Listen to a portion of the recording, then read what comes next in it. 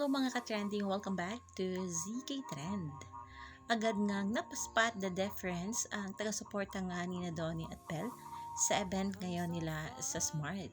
May event ka ngayon sina Donnie at Belle para sa Smart at talaga namang napaspat the difference ang mga manonood kay Donnie at Belle. Makikita kasi sa naturang skin color ng Don Belle na talaga namang tan ito.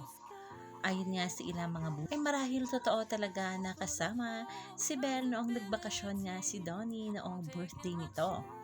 Kaya naman maraming kinilig nga ng mga bubblies nang dahil dito. Nagrabi rin ang naging visual dito ng Don Belle na talaga namang pinusuan nga ng maraming netizens. Pinag-uusapan na nga itong dalawa sa social media, lalong-lalo na nga sa X.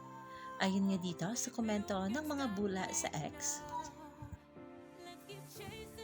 unbothered, tanned, moisturized, in their lane, don't care about what you say. Hashtag Don Belle. Their smiles brighten up the day. Post Valentine glow. Looking so good, Don Belle, miss ko kayo.